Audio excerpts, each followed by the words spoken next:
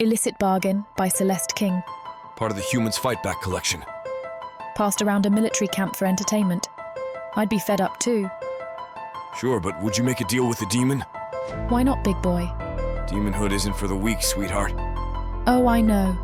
And I think I would enjoy it just as much as our unexpected couple here. If you want to get your hands on the complete spicy scenes that YouTube won't allow us to share, you know where to find them. Worlds of Protheka.com. And with code YouTube30, get any digital product for 30% off. Enjoying our free and full audiobooks? Let us know in the comments or leave a like before you get too sucked into the Worlds of Protheka. You're listening to Celeste King's Illicit Bargain.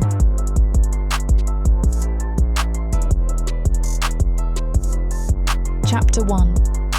Kandria. The wooden floorboards creak beneath my feet as I limp towards the water basin, each step a reminder of the dark elf soldier's rough hands and harsh words. My skin itches under the layer of grime, and my hair hangs in tangled clumps around my face. The taste of bile lingers in my mouth, my stomach twisting with hunger and nausea.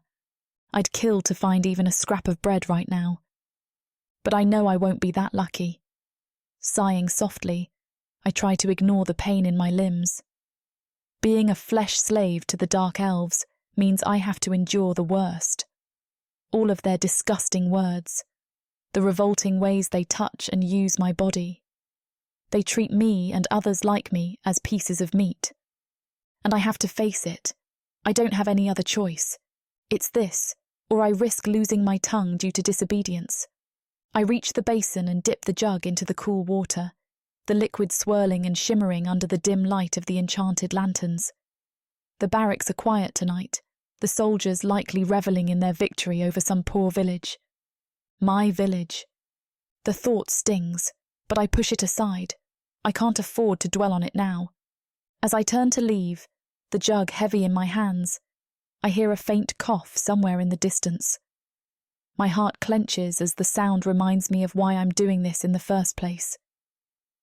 Fyra, hold on, I whisper, more to myself than anyone else. I picture it now. My friend lies in our small tent, her skin pale and wet with sweat. She's burning up, her breath shallow and ragged. I need to get this water to her, but the distance feels like miles. I grit my teeth and force myself to move. One step at a time, Kandria. The weight of the jug shifts with each step, sloshing against my side. What's this? A runaway? A voice sneers, dripping with mockery. I freeze, my heart pounding in my chest. Morim's second in command, Varric, leans against the doorway, his dark eyes gleaming with amusement. Or just a hussy on a mission? Just getting water, I reply, keeping my voice steady. I want to respond to his name-calling, but there's no need to give him more reason to taunt me. For who? His eyes narrow, suspicion replacing amusement. Don't tell me one of your filth is sick. She just needs water, I say, trying to sidestep him. His hand shoots out, grabbing my arm with a grip that sends pain shooting up to my shoulder. I grimace, trying to hold back the tears trying to form. Does she now? And what do you need? He leans in, his breath hot and rancid against my cheek.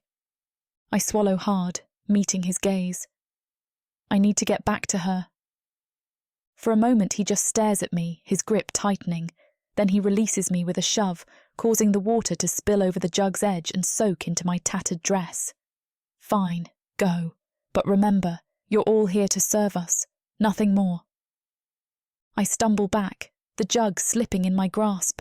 I manage to catch it before it hits the ground, but my heart races. I force myself to move, each step a personal victory for escaping him unharmed. However, all of it comes to a halt when a group of soldiers sees me. Worse, they point me out. The jug clatters pitifully to the ground, spilling the precious water across the dirt. My heart skips as the dark elf soldiers surround me, their laughter grating against my ears. Look what we've got here, one of them jeers, his eyes narrowing with a cruel gleam. I back away, my hands trembling. Please, my friend, she's sick. She needs water. Your friend can rot for all we care, another soldier scoffs, grabbing my arm and yanking me forward. His grip is cold, biting into my skin. No, please, she might die. My voice cracks, desperation lacing every word. I struggle against their hold, but it's futile. They're too strong and I'm too weak. They drag me through the barracks, their boots kicking up dust. The other soldiers watch, some with interest, others with indifference. A few of them smirk, enjoying the spectacle. We reach the edge of the woods, and they shove me to the ground. The impact knocks the wind out of me, and I gasp, pain flaring through my ribs. Your last client wasn't too happy, the first soldier says, towering over me. Said you were useless. I did my best. I'm sorry, I whisper, my voice barely audible. Please, just let me go back to my friend. It's an emergency. I can do whatever you want me to do afterward, but please let me take her some water. Your best isn't good enough. You won't be seeing your friend. We're not much for giving favours to the weak. You're here to serve us, not the other way around, he snarls, and then the first blow lands. Pain explodes across my face and I taste blood.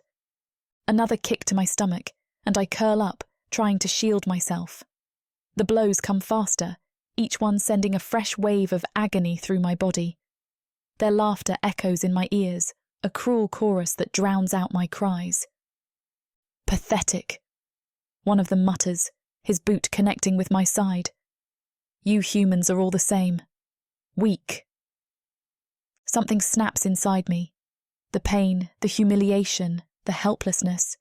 It's all fuel for the fire burning in my chest. I grit my teeth, my vision blurring with tears and blood. I'm not weak. Kandria, be strong. You won't be their victim forever.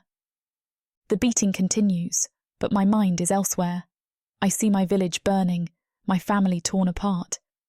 I see the faces of the dark elves who did this to us, their sneers, their cruelty. A red haze clouds my vision, and all I can think of is revenge. They eventually tire of their game, leaving me in a crumpled heap on the forest floor. My body throbs with pain, but my resolve is stronger than ever. I'll survive this. I'll find a way to fight back. And when I do, they'll pay for every scar, every tear, every drop of blood. Freedom, revenge, they're all I have left, and I won't stop until I have both. Chapter 2. Javan. Sitting in this damp dungeon, my wrists raw from the metal shackles, I wonder if letting these dark elves capture me was worth the trouble. Their torture is laughable. I lean back against the cold stone wall, feeling the sharp edges dig into my skin, and close my eyes. The chains rattle, the only sound breaking the monotony. Being captured by the dark elves is a pity. As much as they try to abuse my body, nothing works. They're too foolish, too weak, to deal with the likes of demons. We harbor a power that they simply don't understand. It doesn't matter if the dark elves have magic of their own. It doesn't match what I'm capable of. Footsteps echo down the hallway, a group of them. The laughter is unmistakable. Great, here comes the entertainment. Look at him. He's a pathetic mess. See his hair? We should chop it off, one of them sneers, stepping into the dim torchlight. His face twists in a mockery of a smile. Maybe even take his scalp while we're at it, another chimes in, his voice dripping with malice. He whistles sharply. Hey, open your freaking eyes! With a sigh, I open my eyes, meeting his gaze with a blank stare. Got tired of playing with your dolls? I retort, my voice calm and mocking. The chains rattle as I shift slightly, the cold metal biting into my skin. Their laughter falters just for a moment. Another dark elf, taller, with a scar running down his cheek, joins in. Funny, for a demon you're not much of a fighter. Or maybe you've just given up. Or maybe I'm just enjoying the show, I reply, my voice dripping with sarcasm. They laugh, A chorus of cruelty. The one with the scar steps closer, producing a dagger. Let's see if we can make you scream this time. He pierces my side, drawing blood. The pain is a dull throb, barely noticeable. I felt worse from a paper cut. He looks disappointed when I don't react. Still, he reaches out with a small vial and collects my blood. For their pointless little rituals, I suppose. Nothing? Really? He twists the blade, raising a brow. Is that all you've got? I yawn, stretching as much as the chains allow. I've had insect bites that were more annoying. A third dark elf, shorter and stockier, mutters a spell, and the chains around my wrists tighten, biting into my flesh. Let's see how you like this. I don't flinch. Instead, I lean forward, meeting his gaze with a dark smile. You think this is going to break me? I've been chained by gods. Your magic is like a child's lullaby. He scowls, frustration evident in his eyes. You're not invincible, demon, he growls, voice trembling slightly.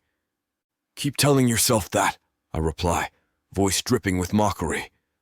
Maybe one day it'll be true. The first one, still holding the dagger, narrows his eyes. Why don't we just kill him and be done with it?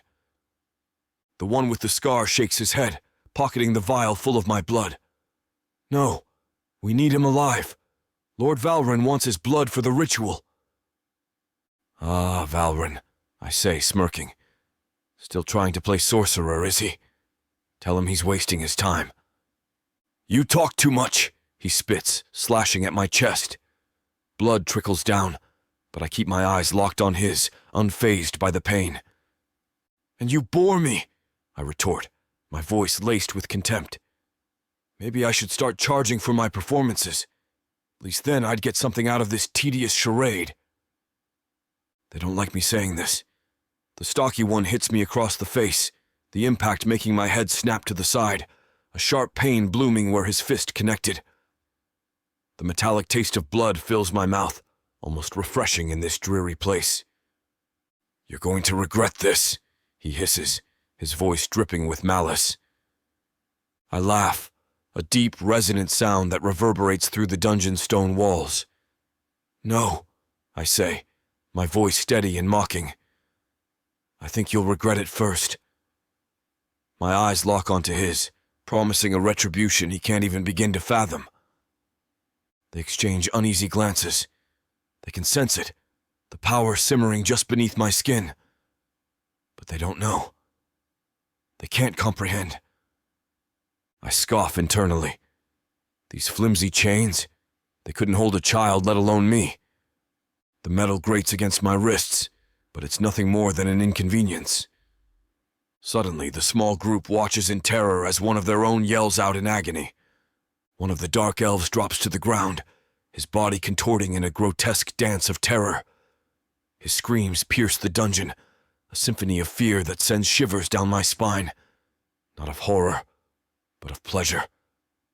My eyes glow, the power within me surging as I feed his mind his worst nightmares. His comrades back away, their faces twisted in horror and disbelief. They exchange frantic looks, unsure whether to help or flee. The chains rattle against my wrists as I shift slightly, barely able to contain my amusement. The dark elves were fools to think they could control me. Each scream, each gasp of terror, is a testament to their failure. You thought you could break me, I murmur, my voice dripping with contempt. But it is you who will be broken. What's happening to him? One of the soldiers shouts, his voice cracking. The stocky one steps forward, eyes wide with panic as he points at me with a shaky finger. You did this. What are you? I'm a demon, you fool, I say, my voice dripping with irritation. Although I take a dark elf form, my true nature is foreign to this world. They rush me, weapons drawn, trying to hurt what they can't even begin to understand. Blades slash at my flesh, but I just laugh. Their attacks are like Torah bites, annoying but ultimately harmless. Stop laughing, the one with the scar yells, his voice desperate. Why? This is the most fun I've had in centuries. I reply, my laughter echoing off the stone walls. As they pierce my skin, drawing blood that oozes down my chest, I laugh and laugh until the dark elves fall to their knees in tears. The fools. They will never understand. Chapter 3. Kandria. The dark elves leave me crumpled on the ground, every part of me screaming in pain. My face is swollen, my ribs ache with each breath, and blood seeps from cuts and bruises. I can't even cry anymore, my body is too exhausted. Hatred fills my heart, a burning desire for revenge that keeps me moving. I can't let them stop me. I've got to find Fira. I drag my weary body back to our tiny tent. Each step is agony, but I push through it. My friend, Fira, lies on her pallet, unmoving. Her usually vibrant eyes are closed, and her face is pale and still. "Fira," I whisper, my voice hoarse. "Fira, wake up." She doesn't respond. I kneel beside her, shaking her gently, then more forcefully. Still nothing. I press my fingers to her neck, searching for a pulse, but find only cold skin. "No, no, no," I murmur, shaking my head. Tears blur my vision, but they don't fall. I can't afford to lose myself now. Not you too. We've been through so much together, shared our fears, our pain, our small moments of hope. She was the closest thing I had to a friend, a confidant in this hellish place. And now she's gone. I sit beside her for what feels like hours, staring at her lifeless body. My mind goes numb, and I can't move. The world around me fades, leaving only the crushing weight of loss. What am I going to do without her? Eventually, I force myself to stand. I can't stay here, not with her body reminding me of everything I've lost. I need to do something, anything, to make this pain stop. My eyes fall on a small knife lying on the ground. It's not much, but it'll do. I pick it up, feeling the cold metal against my skin. A plan forms in my mind, a desperate, reckless plan. "These dark elves are going to pay for what they've done," I whisper, gripping the hilt of the knife tight. "To me. To Fira." I step outside, the cool night air hitting my bruised face. The dark elves are scattered around the camp, some laughing, others drinking. They don't notice me. Not yet. I grip the knife tightly, my knuckles white. "I'll take one of them with me," I mutter to myself. "I'll make them pay." I skulk through the shadows, every muscle in my body tense. There are some dark elves gathered around the fire, oblivious to my presence. As I creep closer, I hear them talking, their voices low and conspiratorial. "Did you hear about the demon in the dungeons?" one of them says, his voice a harsh whisper. "They say his blood can strengthen our magic. Imagine what we could do with that kind of power." Another one snorts. "His flesh too. We could create an army of demons, ones we can control." A demon? In the dungeons? Suddenly a wild idea forms in my mind. If I can free this demon, maybe he can help me. Maybe he can be my chance for revenge, for freedom. It's risky, but I have nothing left to lose. And perhaps he wants to slaughter the dark elves as much as I do. The thought sends a flicker of optimism through me. I wait until the dark elves' attention drifts, then slip away, heading toward the dungeons. The entrance is guarded, but I manage to sneak past during a moment of distraction, my heart pounding in my chest. The narrow corridors are dark and cold, the air thick with the scent of damp stone and decay. Shadows cling to the walls like sinister spirits, and every step I take echoes ominously. "What the hell was that?" a voice shouts, cutting through the stillness. "Check the entrance. Now!" I freeze, pressing myself against the cold, unforgiving stone, my breath shallow. The sound of hurried footsteps grows louder, and I pray to any gods listening that I remain unseen. My breath hitches in my chest as I press myself against the wall. My whole body tenses as I sink into the shadows, watching as a dark elf walks by me, completely oblivious to my presence. Keep going, I think to myself. Bile rises up my throat, but I swallow it down and push forward. Finally, I reach the cell. Inside, I see a prisoner. But he looks like a dark elf. My eyes narrow, scrutinizing him from head to toe. Blood oozes down his body, and numerous cuts are spread across his skin. Has he been tortured? And if so, why hasn't he died yet? No one can survive injuries like that. Unfortunately, he notices me immediately. His gaze pierces me like a dagger. Well, well, he says, his voice a low rumble. What do we have here? A little creature coming to play with fire? I swallow hard, my grip tightening on the knife. Are you a demon? I ask, voice trembling. Who's asking? Please, I need some help. He chuckles, a dark, mocking sound. Help? From me? Do you even know what you're asking for, little one? I don't care, I reply, my voice gaining strength. I need to get out of here. I want revenge, and I think you can help me. He studies me for a moment, his eyes narrowing. Interesting. You think you can just waltz in here and make demands? No, I say, shaking my head, but I can offer you something in return. Freedom. He leans back, a smirk playing on his lips. Freedom, huh? And how do you plan to accomplish that?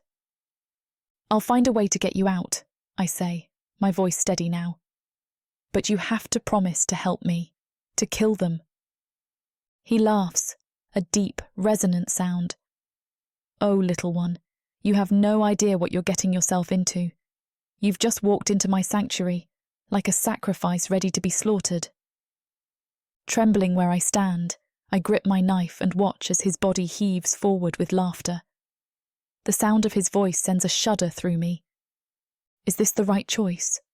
Or am I making the mistake of a lifetime?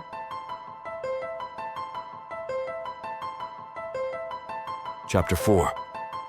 Javan, you should be careful where you tread, I rasp, leaning back against the wall. The chains that hold me clink loudly. This dungeon isn't known for its hospitality, and if the Dark Elves find you, they won't be kind. The girl before me flinches at my words but doesn't retreat. Admirable. Didn't you hear me? I can help you obtain your freedom. I raise an eyebrow. And why would a human help a demon? Her hands clench into fists. Because I want something in return. They say you're powerful, right? So prove it. I want to become a demon. I need to escape this life. The desperation in her voice catches my interest. I tilt my head, studying her more closely. Her clothes are torn, her face bruised. Yet there's a fire in her eyes, one that hasn't been extinguished by the darkness around her. The human woman squares her shoulders, as if bracing herself against an invisible wind. My name is Kandria, she begins, her voice steady despite the turmoil I sense within her. I'm a flesh slave for the Dark Elves, tossed around for their enjoyment. But I want more than this. I want a better life. I lean forward, the chains around my wrists groaning in protest. And you think becoming a demon will give you that better life? She nods, her green eyes reflecting the dim torchlight. Yes, I want power, enough to exact revenge on the Dark Elves who did this to me in my village. Revenge, you say? I muse, intrigued. Her hatred is palpable, almost tangible. It swirls around her like a storm, yet within it, I see a flicker of hope, a small, stubborn flame that refuses to die. Do you even know what you're asking for, little human? Becoming a demon isn't a simple transformation. It comes with a price. Her jaw tightens and she takes a step closer. I'm willing to pay it, whatever it takes. It can't be any worse than what they make me do for them. I can't help but chuckle, a deep, resonant sound that echoes off the stone walls. Brave words. But are you truly prepared for the cost? The darkness, the pain, the eternal hunger for power? Her eyes flash with determination. I don't have a choice. If I stay human, I'll die here. At least as a demon, I'll have a chance to fight back. Just then, we're interrupted by the distant sound of strong footsteps. They quickly approach us, echoing through the narrow corridors. Kandria stiffens, eyes widening as she grips onto her dagger as if it were a lifeline. "Well, little one," I whisper, "seems like this is your first test." "What?" she exclaims, whipping around to stare at me. "What do you mean?" "Prove how badly you want my help," I explain, "and perhaps I'll be able to grant you what you need." The clatter of armor interrupts our tense exchange. Two dark elf guards burst into the dungeon, their eyes narrowing as they spot Kandria. She pales, backing away instinctively, but there's nowhere to run. One of them sneers, stepping closer. "Look what we have here!" the guard mocks, his voice dripping with malice. "A lost little human!" "Why the hell did you wander down here? Do you want to get killed, stupid bitch?" I can feel the venom palpable in his words amidst this dank air. Kandria's hands tremble, but she tightens her grip on the dagger. "Stay back," she warns, her voice quivering yet defiant, a spark of courage in her wide eyes. The second guard chuckles, drawing his blade with a menacing scrape. "What's a slave going to do with a knife? Are you trying to amuse us?" He steps forward, the blade glinting ominously in the torchlight. Before she can respond, he lunges. Kandria dodges clumsily, the dagger slicing through the air but missing its mark. The guard's laughter echoes through the dungeon, a sound that grates on my nerves. "Come now, little human," I drawl, leaning back against the cold stone wall and watching the scene unfold with a smirk. "Is that the best you can do?" Kandria's eyes dart to me, wide and desperate, her breath coming in ragged gasps. The desperation etched in every line of her face is almost palpable. "Please, I'll do anything. I'll pay any price," she begs, her voice trembling but laced with a resolve that piques my interest. Her plea hangs in the air, and for a moment, everything slows. The guards advance, their initial amusement turning to deadly annoyance. Kandria stumbles, her back hitting the cold stone wall. "Pathetic!" one of the guards spits, raising his sword. "Let's end this. She isn't worth the trouble." I can almost taste the fear radiating off her, mingling with the dank, musty air of the dungeon. Her knuckles whiten around the dagger, but it's clear she's no match for these brutes.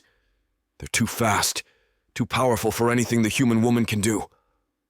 My fingers twitch, the temptation to intervene growing stronger. After all, a little chaos might just be the thrill I've been craving. A grin forms on my lips, watching the foolish dark elves close in on the even more foolish human. These creatures are beneath me in every single way. With a flick of my wrist, the air thickens with power. The guard's eyes widen in shock as he drops to his knees, clawing at his throat. The other follows suit, their faces contorting in agony. Horrifying screams escape their throats as they convulse on the ground, their souls leaving their bodies with ease. I lick my lips, savoring their fear. "Impressive, isn't it?" I muse, watching them writhe. Such fragile creatures. Kandria collapses to the ground, her breath coming in ragged gasps. The guards' bodies go still, lifeless on the cold stone floor. She turns to me, eyes wide with horror. "How?" she begins, voice barely a whisper. I beckon her over with a chained hand. "Come inside the cell," I command, my words teeming with danger. Is this human audacious enough to obey a demon? Prove yourself to me. Chapter 5. Kandria. I can't believe I'm actually doing this. The metallic tang of blood hangs heavy in the dank air as I kneel beside one of the fallen guards, my fingers brushing against the iciness of the keyring. My heart thrums a frantic rhythm against my ribcage, a drumbeat to the chaos unfolding around me. The keys feel like a lifeline, a tangible promise of the power I so desperately crave. With trembling hands, I find the correct key, the one that will unlock the cell before me. The demon's eyes, a swirl of infernal flames, watch my every move with an intensity that makes my skin prickle. "Don't worry about the chains," he says, his voice a low rumble that seems to resonate within the very marrow of my bones. I have a particular fondness for restraints. I nod slowly. My attention is drawn to the heavy chains that bind him, each link glowing with an otherworldly light. His form is both terrifying and mesmerizing, a study in contrasts, scarred yet flawless, monstrous yet captivating. "Touch me," he orders, a hint of amusement playing at the corners of his mouth. "Show me how badly you want your freedom." Okay. Thanks for reading, Protheka fans. Unfortunately, this portion of the chapter is too hot for YouTube. Find all the decadent details you can handle over at worldsofprotheka.com and use code YouTube30 for extra savings on a fantastic story. Now, back to it. Chapter 6. Javan. She's so hot. I can't believe she gave in so easily. The heat of her touch sends a jolt through my veins.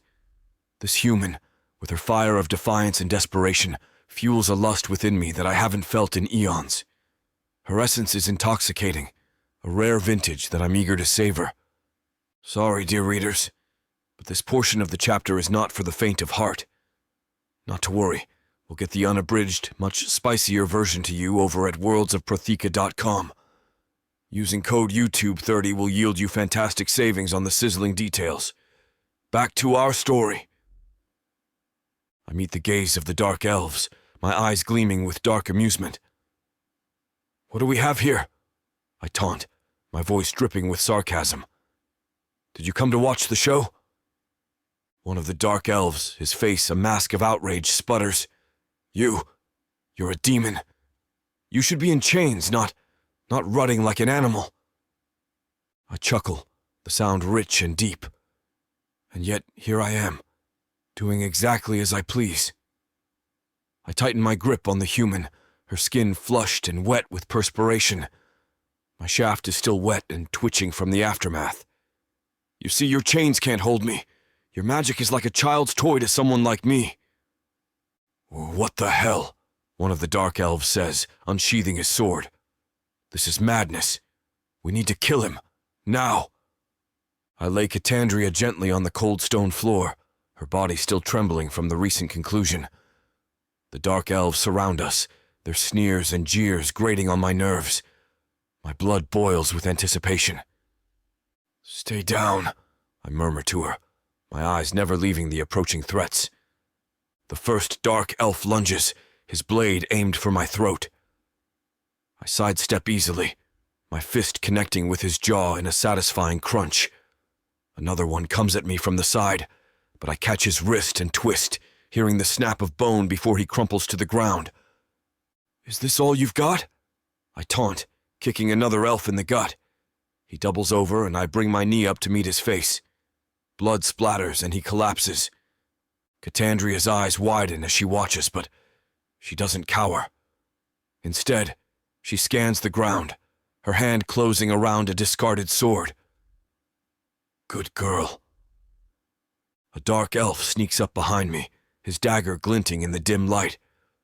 I turn just in time to block his strike with my forearm, but before I can retaliate, Kandria's knife plunges into his back. He gasps, his eyes bulging in shock as he crumples to the ground.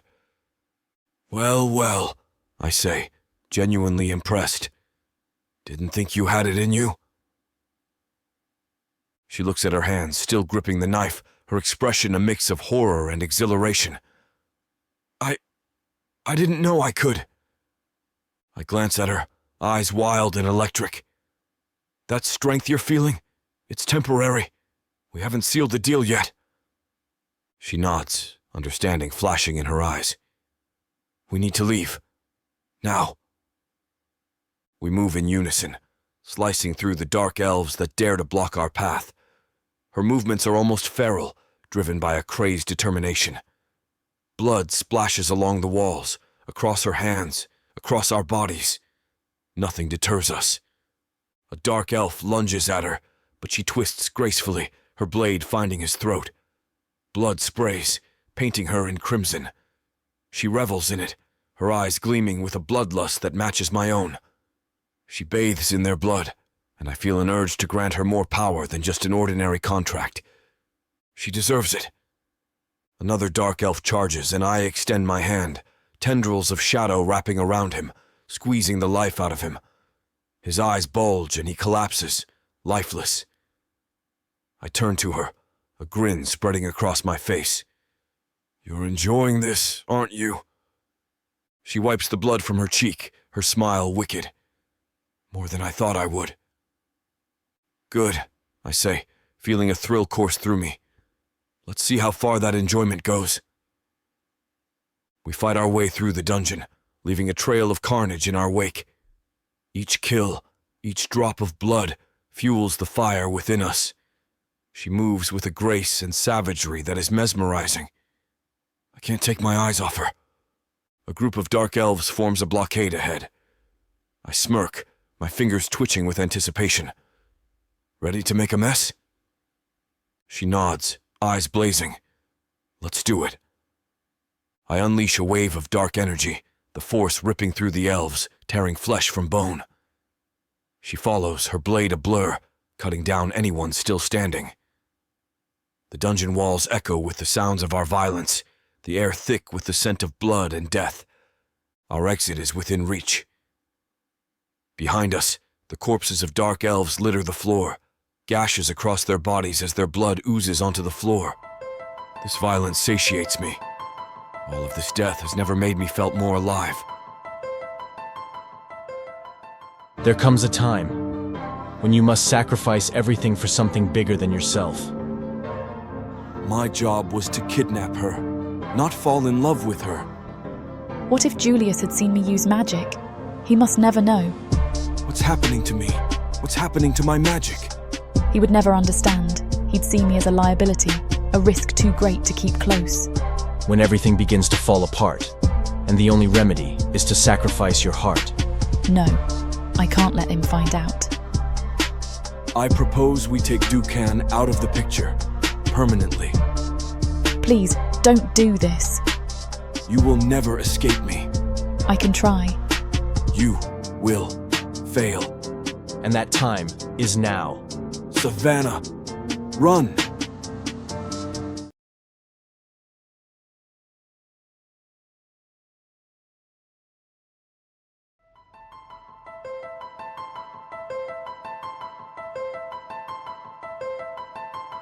Chapter 7. Kandria. The dungeon reeks of decay and despair. I follow closely behind Javan, my breath shallow and ragged. The sight of his imposing form, winged, armoured in bone and emanating raw power, terrifies me. But he's my saviour all the same. The corridor narrows, leading us towards the exit, but the sounds of armoured boots echo ahead. "Stop!" I whisper. "They're waiting for us." He glances back, a smirk tugging at his lips. Good. I need a warm-up. I swallow hard, clutching the sword I took from a fallen guard. I'm ready to fight, even if it means dying here. Dying? He laughs, the sound dark and amused. Little one, I'll show you what power really means. As we step into the open, a squad of dark elf soldiers blocks our path. Their eyes widen at the sight of him, and then narrow with grim determination. They draw their weapons, moving to encircle us. He flexes his fingers, bone armour clicking with a sinister melody. "Watch closely," he mumbles, baring his sharp teeth. He lunges forward, faster than any human could. His bone wing slashes through the air, cutting down two dark elves before they can even raise their swords. Blood sprays, painting the ground crimson. The scent of metal fills the air. I can't take my eyes off him. He moves with such grace, such deadly precision. One moment he's twisting, the next he's crushing a skull with his armoured fist. The soldiers' screams echo around us, but they don't deter him. If anything, they seem to fuel him. "More, bring me more," he roars, laughter bubbling up from his chest. A soldier charges at me, sword aimed at my heart. I sidestep, plunging my knife into his side. He gasps, eyes wide with shock, before crumpling to the ground. My heart races, adrenaline surging through my veins. Every instinct screams at me to keep moving, to survive. "Not bad, little one," the demon calls out, his voice dripping with dark amusement as he decapitates another elf with a swift, effortless motion. Blood arcs through the air, adding to the chaos. "But keep up." His eyes flicker towards me, a challenge sparking within their dark depths. I nod, gripping my knife tighter. There's no turning back now. I have to prove myself, not just to him, but to myself. Another dark elf lunges at me, and I meet him head-on, my blade finding its mark with a savage push. After killing another dark elf, I follow him, my steps uncertain but driven by sheer determination. The barracks are a battlefield now, bodies strewn about, blood pooling beneath our feet. The smell of death is thick, cloying. His power is intoxicating. Each swing of his wing, each crush of his fist sends a thrill through me. I can't help but admire his dominance, his absolute control over life and death. "Stay close," he orders, slashing through the last of the soldiers. "We're not done yet." I nod, my grip on the knife tightening. "Lead the way." As we make our way out of the barracks, more soldiers rush towards us, but he's just relentless. His bone armour glistens with blood, his eyes alight with a dark joy. I follow, unable to look away, my heart pounding with a mix of fear and exhilaration. "Remember this feeling," he says, dispatching another foe. "This is what true power feels like." I nod, my breath coming in short gasps.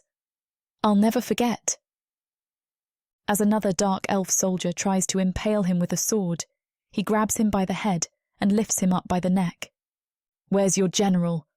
Javan asks, pressing his sharp nails into the dark elf's skin until blood seeps down in rivulets. He's not here." The soldier's voice trembles, each word a struggle.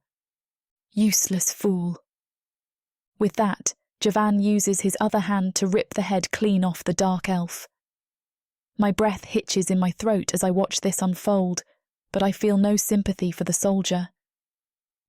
He got exactly what he deserved. Blood splashes against my skin, warm and metallic. The bodies of the dark elf soldiers lie scattered around us, their lifeless eyes staring into the void. My chest heaves, breath coming in ragged gasps, but I feel something else, something raw and powerful, surging within me. I turn to Javan, his bone armour seeping with dark elf blood, his dark eyes alight with a savage joy. Without thinking, I grab him, pulling him down to my level, and kiss him. It's not a gentle kiss, it's torrid, fierce, filled with all the rage and longing that have been building inside me. He responds in kind, his lips and teeth demanding, claiming. We devour each other, reveling in the chaos around us. Breaking the kiss, I press my forehead against his, feeling the heat of his breath mingling with mine. "I want to change. I want to be like you," I whisper, my voice heavy with desperation. He smirks, a dark glint in his eyes as he wipes a smear of blood from my cheek. "You think you're ready for that kind of power?" His tone is taunting, challenging. "I know I am," I insist, my voice trembling but unwavering in its resolve. "I need it. I need to be free of this weakness. I can't live like this anymore." He studies me for a moment, eyes narrowing. "There's a ritual. It's not for the faint of heart. It's painful, and there's no turning back. Once you complete it, you'll turn into a demon. You'll no longer be confined by the failures and weaknesses of your kind." "What do I need to do?" My voice is steady, despite the fear gnawing at the edges of my resolve. I'm willing to do anything to achieve that. His eyes crinkle with amusement as he stares down at me. Little one, you're different from all the rest. Chapter 8. Javan. Let's get out of here, I say, glancing at Kandria. She's still trembling, blood and sweat mingling on her skin. She looks at me with those green eyes, full of determination. I like that. She nods, and we move quickly through the rest of the barracks, where distant screams and the scrambling of lost humans echo through the air. We step over the numerous bodies, my handiwork, and reach the exit of the barracks without incident.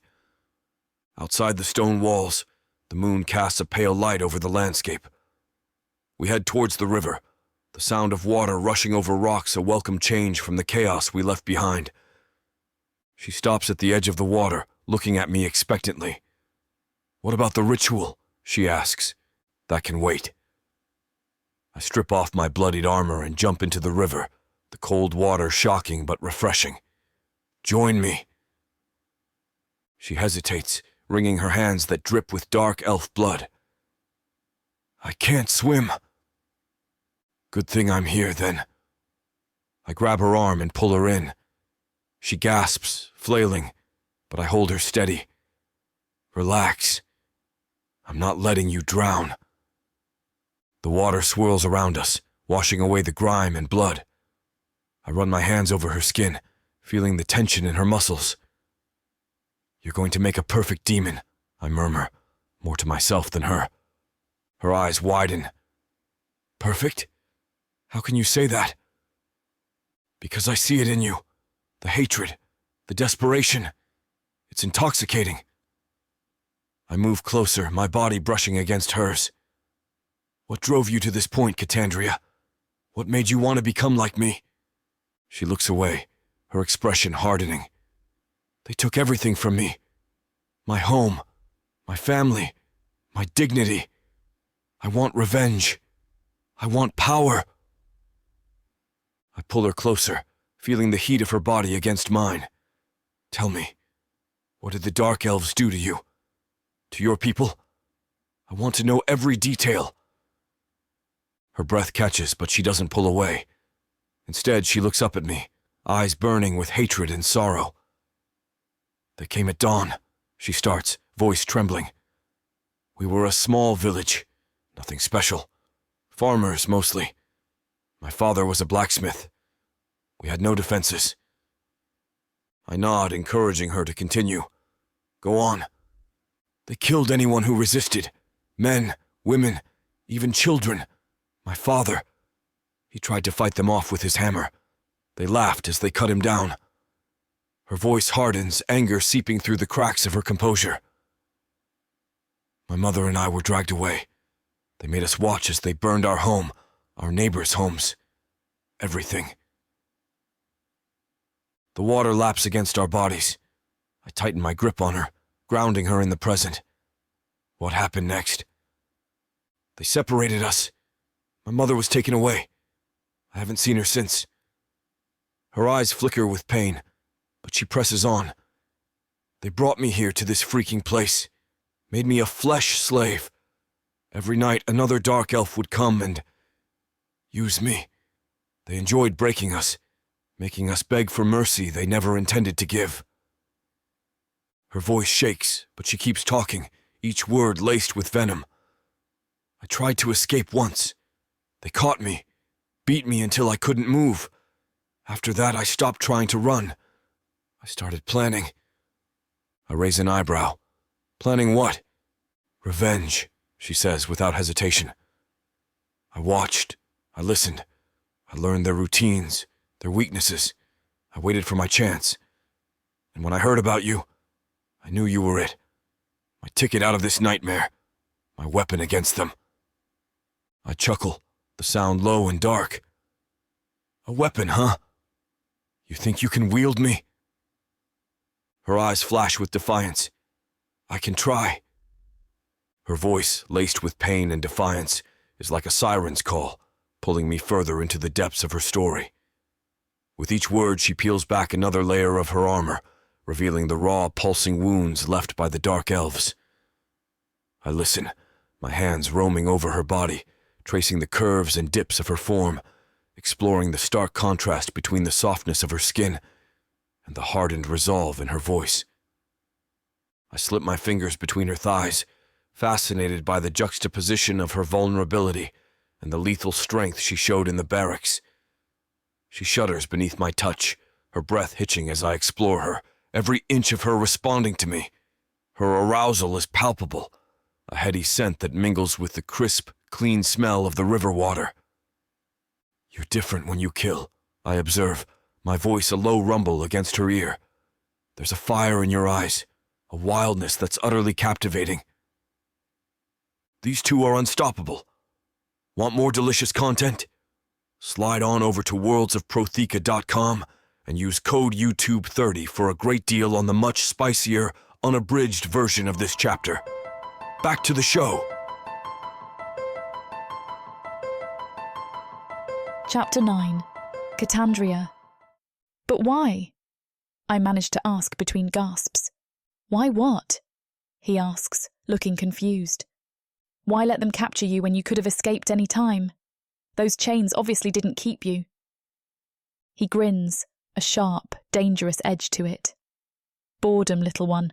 Needed some thrill. Thought I'd humour the dark elves.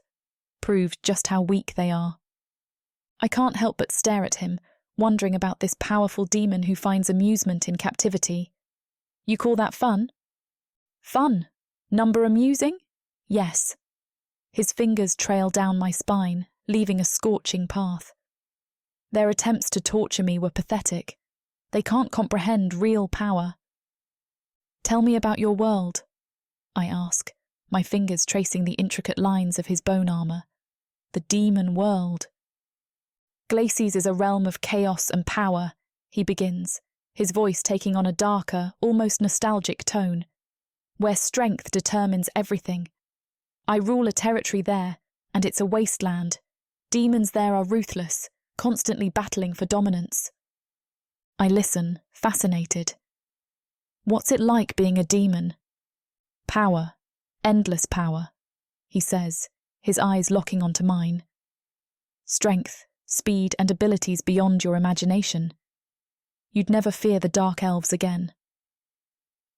That's all I want, I whisper, my hand resting on his chest. To eliminate them. To be free. He laughs softly, a sound that's more menacing than comforting.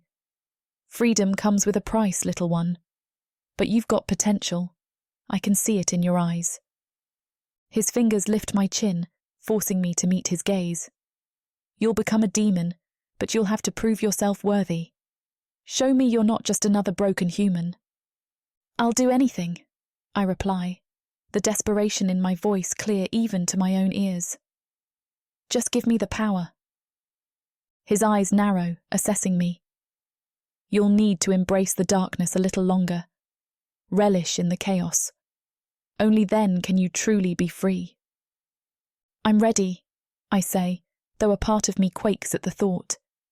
I clear my throat, gathering my courage. Tell me about the ritual, I say, my voice steadier than I feel. Javan's eyes gleam with a dark amusement. Eager, aren't we? Very well, little one. The ritual requires the blood of 3 dark elves. The more powerful, the better. You'll need to drain them dry under the full moon. My stomach churns at the thought. Drain them? As in, drink their blood? He nods, a wicked smile playing on his lips. While I chant and they die slowly, you'll drink their blood. You'll give yourself fully to me during this process. It will ensure you become the perfect demon for me. I take a step back, bile rising in my throat. Drink their blood? That's monstrous. Monstrous. He tilts his head, eyes narrowing. They did worse to you, didn't they? You endured their cruelty. You can do this. I think of the beatings, the nights spent in agony, the degradation. My fingers clench into fists. You're right.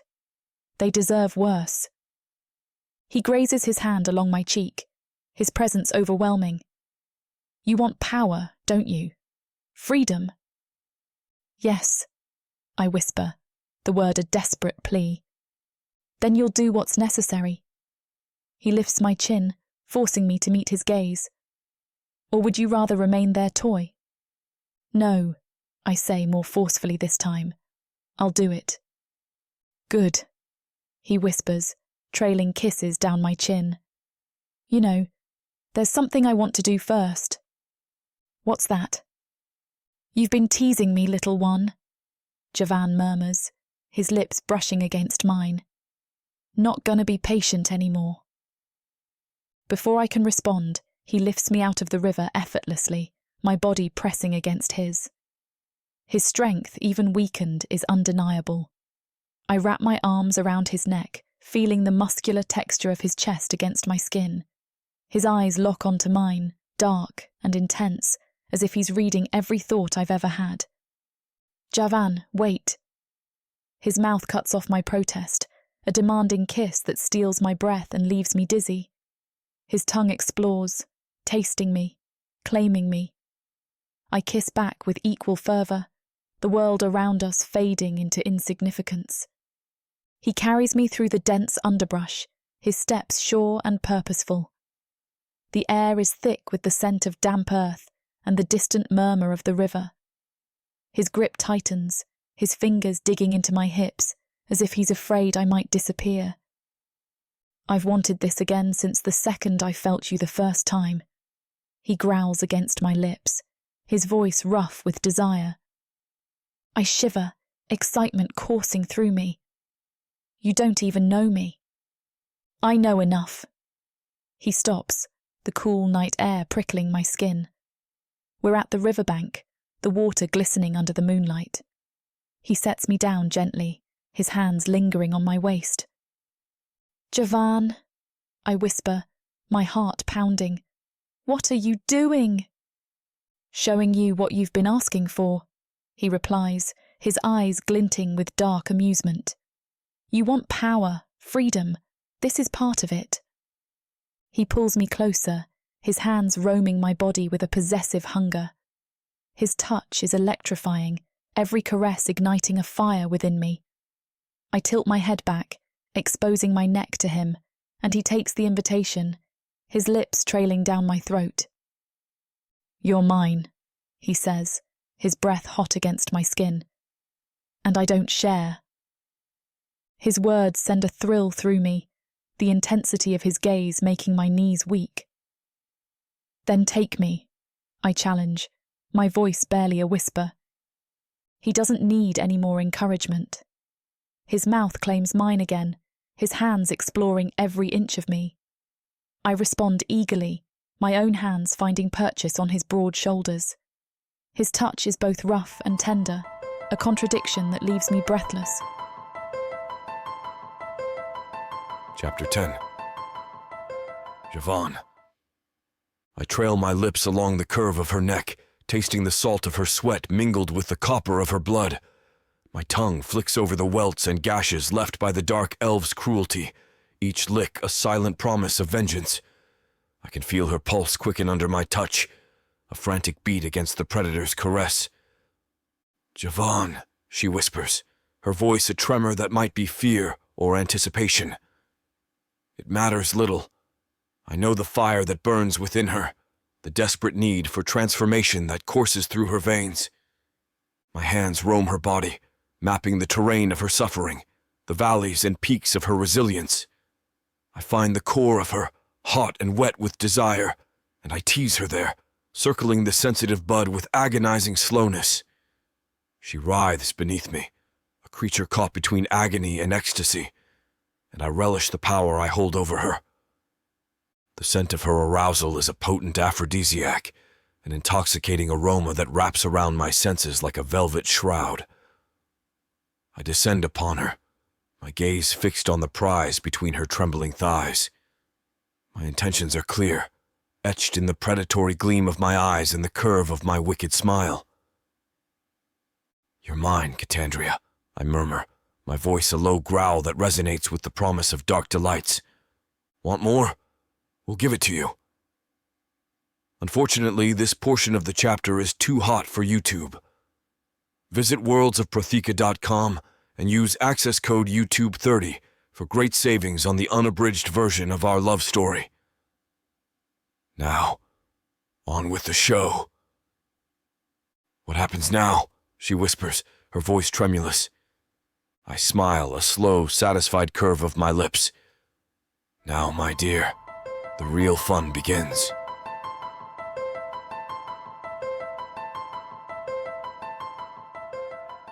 From the depths of the darkness of Protheka, Or clawing up from the realms of fantasy. come the most fearsome beasts you have ever seen. These monsters are done watching from the shadows. Now, as they step into the light, something unexpected grips them. Something even they can't fight off. Love, Vampires. demons, Dark elves. gods. Minotaurs. Creatures of light and dark. They will protect their mates. Do whatever needs to be done. Morally grey heroes who will burn the world to protect the women who love them. 10 audiobooks. Fall into over 60 hours of fantasy romance. 20 ebooks. Over 1 million words of these brutes who will protect their women. Even if they might destroy themselves in the process. Get the immersive Protheka fantasy romance bundle. For 80% off, right now, dive into Protheka at a once-in-a-lifetime discount. The first bundle to offer both ebooks and audiobooks on worldsofprotheka.com. Protheka's magic is eternal, and this Romantasy bundle will make it endless.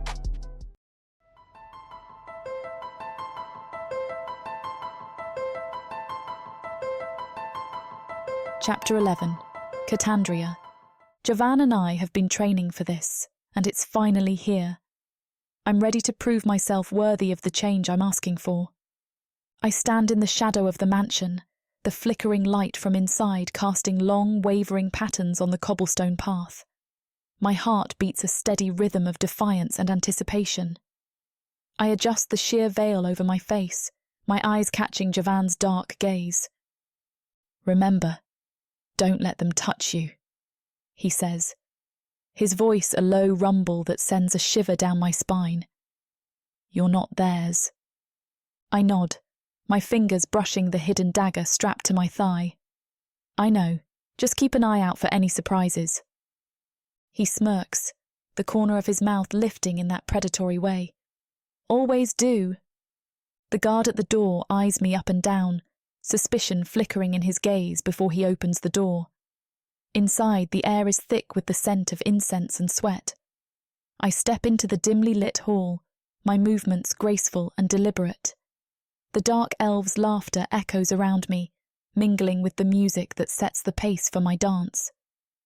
Captain Kynor sits at the head of the room, his eyes narrowing as I approach. His reputation precedes him, ruthless, powerful, and a target that promises a step closer to my vengeance. What brings you here, girl? You, Captain. I would like to please you, I reply gently, running my hand along my clothes that accentuate my features. With a sharp nod, he relaxes into his seat. Dance, he commands, his voice sharp and expectant. I begin to move, each step calculated, each sway of my hips designed to captivate. The room falls silent, the dark elves' attention drawn to the dance I've perfected under Javan's relentless training. My confidence isn't just a facade anymore, it's a weapon, honed and deadly. Kynor's gaze lingers on me, a twisted smile forming on his lips. You're different from the others. More spirited. Is that what you like? I ask, my voice soft but laced with challenge. He leans back, eyes glittering with interest. Depends. What else can you do? I lower myself to the floor, arching my back in a display of flexibility. I can make you forget everything but me. His laughter is low and dangerous. We'll see about that. I catch Javan's eye from the shadows, where he takes the form of a dark elf. The plan hinges on Kynor's arrogance, his belief that he's untouchable. "Come here, girl, follow," he says, rising from his seat and beckoning me to follow. Soon enough, he leads me to his room. Kaina's bedroom is a lavish display of power and cruelty. Chains hang from the walls, and the air is thick with the metallic tang of blood. He motions for me to stand by the bed, his eyes gleaming with sadistic delight. "Strip," he commands, tossing a whip onto the bed. "We're going to have some fun." I comply, peeling off my clothes slowly, deliberately. My heart pounds, but my face remains a mask of calm. As I step closer, I notice the intricate designs on the whip, each one a testament to the pain it's inflicted. He grabs a set of leather straps and moves to bind my wrists. "Do you like pain?" he asks, his breath hot against my neck. I meet his gaze, a sly smile curling my lips. "Not as much as you will." He pauses, confusion flickering across his face. "What's that supposed to mean?" I laugh, a dark, mocking sound that fills the room. "You ever get a taste of your own medicine, Kainor?" His eyes narrow, anger replacing confusion. "You dare mock me?" He raises the whip, but before he can bring it down, the room grows colder. The shadows seem to thicken, and a presence fills the space. Javan steps out of the darkness, his form shifting from that of a dark elf to his true demonic self. His wings spread, and his eyes glow with a malevolent light. Kaina's face pales. You're the demon. I've seen your image. You're from the dungeons." Javan's laugh is a low, dangerous rumble. "You're a wise one, Kainor." I rush to Javan, my hands gripping his arm as I press my lips to his. The kiss is fierce, filled with the promise of revenge and the thrill of power. Kainor tries to bolt for the door, but Javan's hand flicks, and the door slams shut with a force that rattles the room. "You're not going anywhere," Javan growls, stepping closer to the terrified dark elf. Kainor stumbles back, eyes wide with fear. "Please, I didn't know—" "Save your breath," Javan cuts him off, his voice dripping with disdain. He raises his hand, and Kainor's body contorts in agony, his screams filling the room. Kainor's screams fade as he collapses to the floor, unconscious but alive. For now. I turn to Javan, my heart racing with anticipation. The door creaks open, and a dark elf soldier steps in, balancing a tray of food. His eyes widen at the sight of Javan, fully transformed, towering over the unconscious captain. The tray clatters to the floor, spilling its contents. "Intruders!" he yells, reaching for his sword. I move faster than I thought possible, the dagger already in my hand. I lunge at him, the blade sinking into his abdomen with a satisfying crunch. Then I stab it again into his neck. His eyes bulge, and he gurgles, blood spilling down his armour. I pull the dagger free, and he collapses in a heap, lifeless. Javan's eyes flicker with approval. "Not bad, little one." I wipe the blade on the soldier's tunic, feeling a surge of power unlike anything I've ever known. My body hums with energy, every sense heightened. The room feels alive, the shadows dancing at the edge of my vision. "Temporary strength, right?" I ask, my voice steady, but laced with a newfound confidence. "For now," Javan confirms, stepping over Kainor's unconscious body. "But you'll get more. Much more." I can't help the grin that spreads across my face. I like the sound of that. Chapter 12. Kandria. The road is rough, the stolen carriage creaking with every bump. Javan, now in the guise of a dark elf merchant, handles the reins with practiced ease. I sit beside him, my wrists bound loosely, playing the part of a human slave. Inside the carriage, Kainor remains unconscious, bound and gagged. "You're sure about this?" I ask, glancing at the approaching checkpoint. Dark elf soldiers in dark armour mill about, their eyes sharp and suspicious. "Relax," Javan says, his voice smooth and confident. We've got this. I shift in my seat, the rough rope chafing my wrists. What if they search the carriage? They won't. His tone leaves no room for doubt. The carriage slows as we approach the checkpoint. A soldier steps forward, his eyes raking over us. What's your business? He demands. Trade, Javan replies, holding up a bag of coins. And a little something extra for your troubles. The soldier's eyes narrow. What's in the bag? Just goods, Javan says, tossing the bag to the soldier. The clink of coins is loud in the tense silence. The soldier catches the bag, weighing it in his hand. Illegal goods? Javan smirks. Is there any other kind? The soldier's lips twitch in a semblance of a smile. Open it. My heart races as another soldier approaches the back of the carriage. I hold my breath, praying he won't look too closely. Javan's hand brushes mine, a silent reassurance. We can't kill every time, he murmurs, his eyes on the soldiers. We need to move fast. The ritual must be completed under the full moon in 2 days. I nod, my throat tight with worry. But what if they... I told you they won't, he interrupts, his voice firm. Trust me. Javan begins chatting with the soldiers like they're old drinking buddies. His laughter mingles with theirs, and it grates on my nerves. I bite my tongue, my fingers digging into the rough wood of the carriage seat. The soldiers barely glance at the back of the carriage, thankfully, as their attention is glued to the gold coins. Generous of you, merchant, one says, pocketing the bag. Anything for smooth travels, he replies smoothly, tipping his head. Suddenly a scream pierces the air. I whip my head around to see a pregnant woman being dragged by her hair into the woods nearby. Her cries echo, filled with raw terror. My heart lurches, and I start to move, instinct driving me to help her. Javan's hand clamps around my wrist, pulling me back. Don't, he hisses. We can't blow our cover. I struggle against his grip, fury and helplessness gnawing at me. But she's... I know. He cuts me off, his eyes darkening with a rare hint of something that almost looks like regret. But we can't risk it. Not now. The woman's screams fade into the distance, leaving an eerie silence. The soldiers, distracted by their newfound wealth, don't even notice. I bite my lip, the taste of blood mingling with my frustration. Javan's hold on my wrist tightens, a silent warning. Javan! My voice shakes with helplessness. They'll kill you. We have a mission. His grip tightens, his eyes boring into mine. Focus. I swallow hard, the woman's screams still ringing in my ears.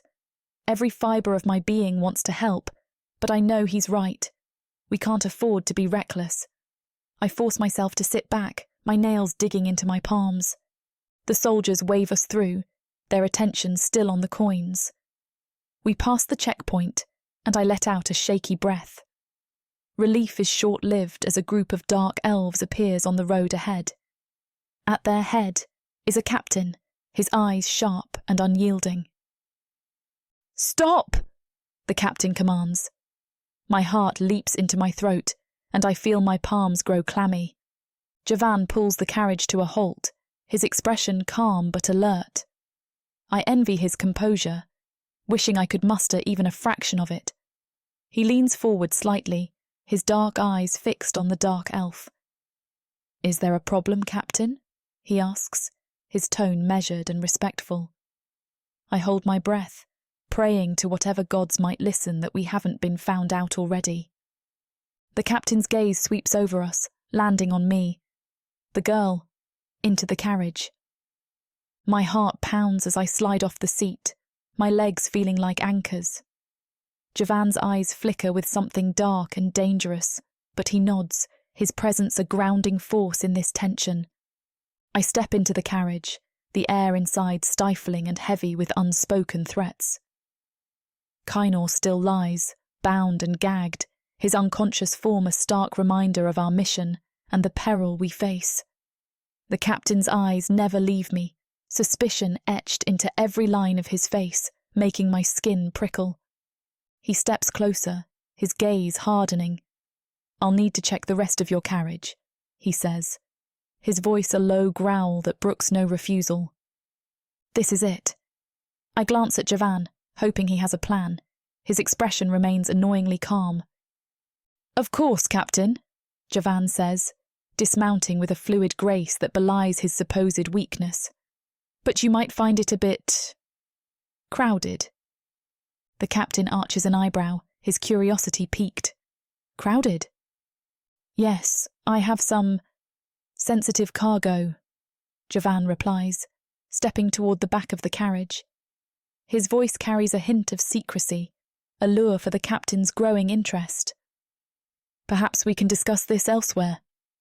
The captain's suspicion deepens, his eyes narrowing as he weighs the risk. "Open it, now." I feel my pulse quicken, the moment hanging heavy in the air like a blade poised to drop.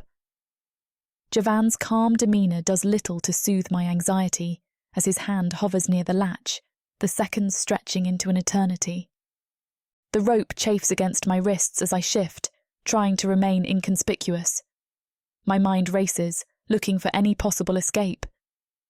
"As you wish," he says, unhooking the latch. Crap. What do we do? Chapter 13. Javan. The captain eyes me with a sneer, his fingers drumming against the hilt of his sword as my finger rests on the unlatched doors. I don't open them. Not yet. "Why are you hesitating?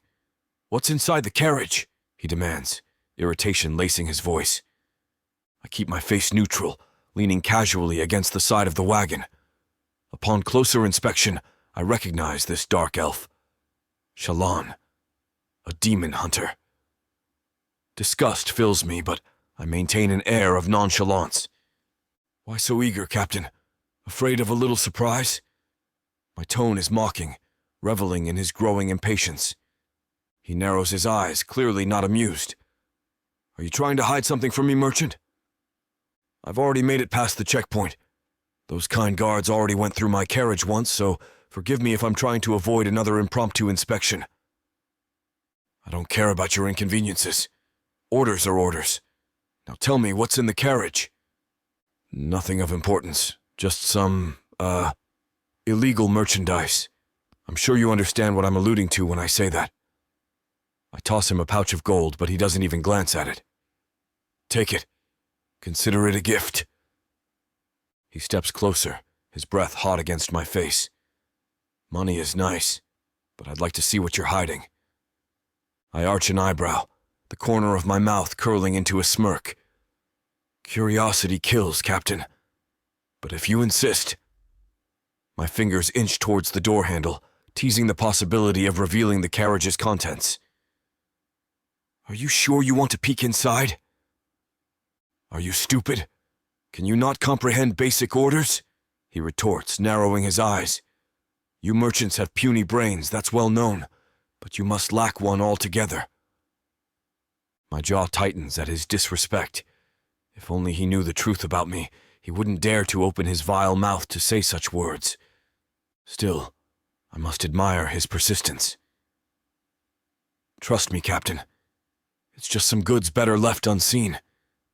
How about another pouch?" I reach into my cloak, pulling out another heavy sack of gold. The captain's eyes narrow. "You think you can buy me off with gold? I want to inspect the inside of the carriage. Now." I hold back a sneer. This is getting complicated. "Captain, how about something a bit more unique?" I produce a shimmering stone, its surface pulsating with an eerie light, a rare gem from the demon realm, very hard to come by. His eyes light up, the greed unmistakable. "Hey, that's more like it." He takes the stone, examining it with keen interest, the eerie light casting strange shadows on his face. For a moment he seems lost in the gem's otherworldly glow. "All right, you can..." Before he can finish, I step closer, my voice dropping to a dangerous whisper. "Remember, Captain, Some things are better left unseen. For your sake. His eyes dart back to mine, uncertainty flashing momentarily before the allure of the gem overwhelms his caution. Fine, he grumbles, pocketing the stone. But if I find out you're hiding anything else, you and your human slave will pay dearly. He steps aside, allowing me to continue on my way. Suddenly, a muffled squeak followed by a moan of agony erupts from inside the carriage. The captain's head snaps toward the sound before returning to me. Shallan's gaze drills into me, suspicion etched across his features. What's making that noise? His hand inches toward his sword. I grip mine tighter, ready to spring. Merchandise, I say, my voice casual. Sometimes it gets rowdy. His lips curl into a grin, and he steps back. I think I'll check for myself. My muscles tense, every fiber of my being ready to pounce. Going back on your word, Captain? That's not necessary, I say, the threat barely veiled in my tone. Shallan's eyes narrow, but he hesitates, weighing his options. And if there's more than just merchandise in there, he challenges, taking a half step forward. That's not possible. I know what I'm carrying. Ignoring me, he strides to the carriage, fingers gripping the handle. With a flick of his wrist, the door swings open. Inside, boxes and miscellaneous items are strewn about, an orchestrated chaos. I step closer, every nerve on edge, ready to spring into action in case he sees Kainer's unconscious body. Then, something stirs. Kandria crawls out from behind a stack of crates, her face pale and eyes wide with fear. Sorry, Master, she murmurs, bowing low, her voice trembling. I hit my head, made a fuss. Her body quivers, a stark contrast to the defiance I glimpsed in her eyes earlier. But this is only a ruse. She prostrates herself, knocking her head against the floor with each bow, the sound echoing in the confined space. Please forgive me, she says, her voice trembling and barely above a whisper. Shallan's eyes narrow, annoyance flashing in them like a spark ready to ignite. Discipline your slave better, he snaps, turning his glare towards me. Next time, I won't be so lenient. His words drip with disdain, and I can almost see the smug satisfaction behind his eyes, thinking he holds the upper hand. I nod, giving a curt bow. Of course, Captain. Thank you for your understanding. He snorts, waving us off. Close it up and get moving. I motion for her to get back inside, closing the carriage door behind her. As we roll past the checkpoint, my fingers finally relax around the hilt of my sword. Well done, I whisper through the partition. These dark elves are bastards, she whispers back, her voice tinged with raw hatred. I hope you understand why I want to annihilate them all. Soon, little one, I promise, my voice a low growl. Their time will come, and we'll watch them fall together. Chapter 14. Javan. I pull the carriage to a stop once we're far enough from prying eyes. The air is thick with tension, the kind that makes my blood hum with anticipation. Kandria climbs out, her expression full of anger. Damn it, she mutters, yanking Kainer out with a sharp tug on the chain. The gag in his mouth muffles his curses, but his eyes are all fury. I give him a swift kick for good measure, watching him writhe on the ground. Satisfaction curls in my chest. We're camping here tonight, I announce, my tone allowing no room for arguments. But I've got unfinished business. Kandria whips around, her eyes blazing. What are you talking about? Shallan, I say, letting the name hang in the air like a death sentence. He took my stone and reneged on our deal. That doesn't sit well with me. You're going back? She asks, incredulous. Alone? Yes, I say, the decision already made. You stay here and guard our friend. I nod toward Kainer, who glares at us from the ground, impotent rage bubbling in his eyes. She crosses her arms, defiant. I can help. I step closer, my eyes boring into hers. You will help.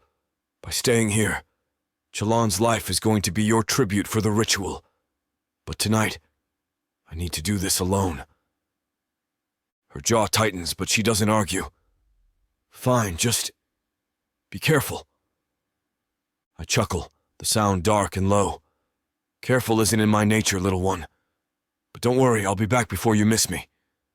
She huffs, but there's a hint of a smile tugging at her lips. Don't get yourself killed, demon. I turn to leave, my steps already lighter with the promise of bloodshed. Keep our guest entertained, I call over my shoulder, and don't let him out of your sight.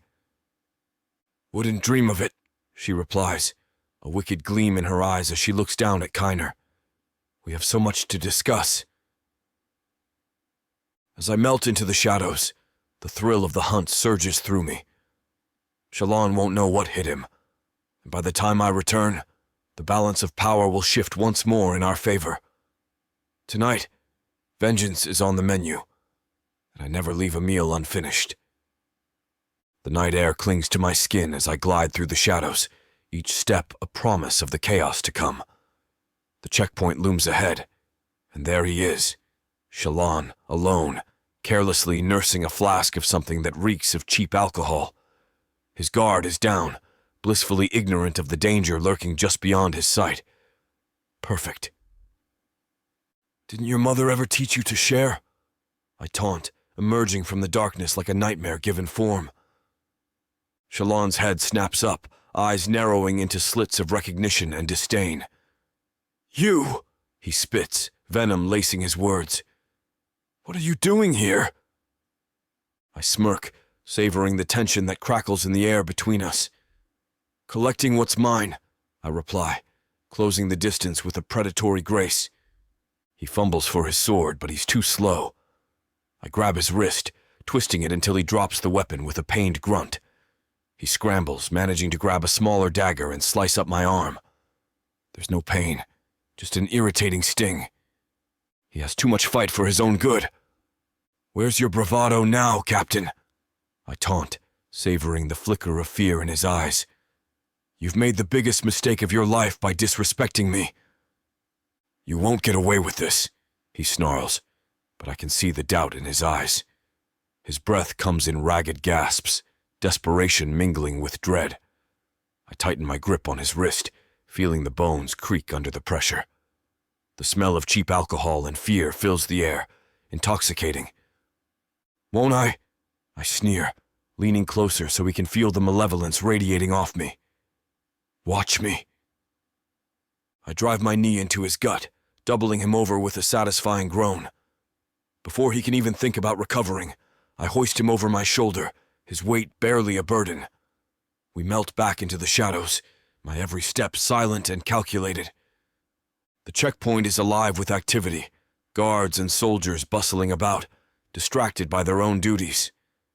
Luck, it seems, is on my side. Most of them are too preoccupied to notice us slipping away. We're almost clear when I catch a glimpse of another noble dark elf. Her sharp eyes scan the area, and for a moment they lock onto us. Recognition flares in her gaze. Help! She starts, her voice rising in alarm. But I'm faster. In an instant, I rush over and I slam into her body with a force that drives her to the ground. My free hand clamps over her mouth, silencing her. Then, I take her by the neck and slam her against the nearest building, the impact driving the breath from her lungs. Her eyes widen in shock and fear as I lean in close, my own eyes promising retribution if she dares to make another sound.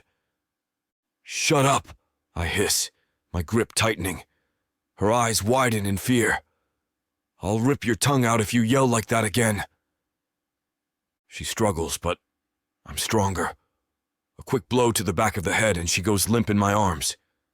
I sling her over my other shoulder, the weight of 2 dark elves slowing me down slightly, but I press on. The edge of the forest is in sight when a sharp pain lances through my side. I glance down to see blood seeping from a wound. Must have been a lucky shot from one of Chalan's flailing limbs. You're heavier than you look, I mutter, gritting my teeth against the pain. I drag them both through the underbrush, each step taking us closer to the camp and to Kandria. She'll be thrilled with what I've caught for us. Chapter 15. Kandria. Javan stumbles back into our camp, his dark elf disguise slipping, revealing the gashes and bruises marring his body. My heart clenches, worry bubbling up. I rush to him, ignoring the protesting groans from our captives. "Who did this to you?" My voice trembles with barely contained fury as I press a damp cloth to his wounds. "Shallan," he grunts, wincing as the cloth touches a particularly nasty cut. He drops them onto the ground unceremoniously. "And his little bitch Darana." My grip tightens on the cloth, eyeing the two dark elves with pure malice. "Those bastards." He chuckles, dark and amused. "Careful, little human. Your anger might consume you. I won't let them get away with this." I set the cloth down, a plan forming in my mind. "I'll make them regret ever touching you." Javan's eyes gleam with interest. "Do your worst, Kandria." I turn my attention to the captives, chained and gagged, eyes wide with fear. The memory of my friend's lifeless body fuels my resolve. I stride over, yanking Kainor up by the hair. "You like causing pain, don't you?" I hiss, dragging the dark elf to a tree. "Let's see how you like it." I tie the rope around his neck, throwing it over a branch and hoisting him up just enough for his toes to barely touch the ground. He struggles, gasping for air, eyes bulging.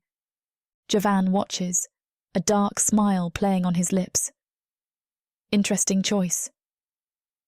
"Just the beginning," I mutter, turning to the other captive. "Shallan."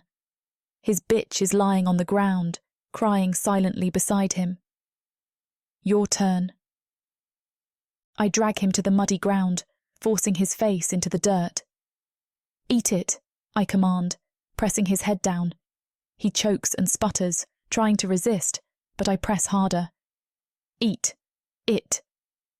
Javan's laughter echoes through the camp. "I didn't know you had this in you, Kandria." I meet his gaze, my own eyes burning with a fire I've never felt before. "They deserve worse." "True," he agrees, leaning back, wincing slightly. "But you should save some of that rage for the ritual." I nod, though my hands tremble with the intensity of my emotions. I release the dark elf, who falls back, coughing and retching. "I want them to feel every bit of pain they inflicted on me and my people," I say, my voice low and dangerous. "They'll pay for what they've done." Javan's eyes gleam with approval. "You're going to make a fine demon, Kandria." I turn back to the captives, my mind racing with ideas. Let's see how much they can take. The night is filled with their screams, but for the first time in months, I feel a sense of control, a sense of power. And I'll do whatever it takes to keep it. Javan watches me as I drag Shallan across the ground, over sharp stones and branches that pierce into his skin. Javan's face is a mask of barely contained amusement. "You look beautiful in your cruelty," he murmurs, his voice like velvet wrapped in barbed wire. A grin spreads across my face, a dark thrill racing through my veins. I feel like I'm already a demon. He steps closer, his presence enveloping me. "You seem to be a demon only to these dark elves," he says softly, brushing a strand of hair from my face. "It's intriguing, really. You retain your humanity, wanting to help humans, while showing such cruelty to these creatures." I tilt my head, considering his words. "Do you want me to be cruel to humans too?" He shakes his head, a smirk playing on his lips. "Number humans are weak beings, already suffering. I have no issue with them." I frown, my grip tightening on Shallan's hair. "Are you against me helping humans?" His eyes bore into mine, amusement mingling in those depths. "You're no hero, Kandria. You can't protect everyone." I swallow, the weight of his words settling over me. But if I can save even one, then what? He interrupts, his tone harsh.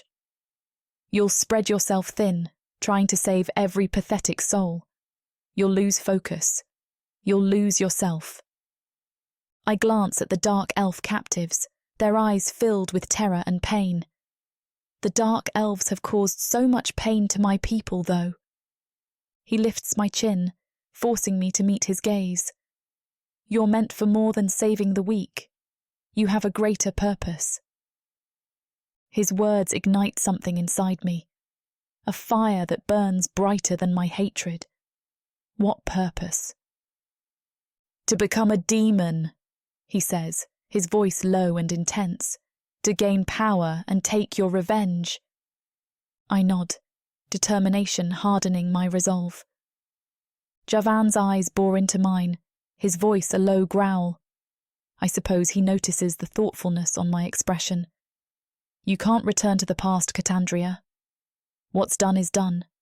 But you can look forward to the future, a future where you're a powerful demon, standing with me. The words hit me like a bolt of lightning. With you. He nods, a predatory grin spreading across his face. Together, we'll be unstoppable. I take a deep breath, the weight of his words sinking in. I agree. I want that future. Good. He picks me up effortlessly, his muscles straining against his injuries. Soon enough you'll become like me. His lips crash against mine, and the world fades away.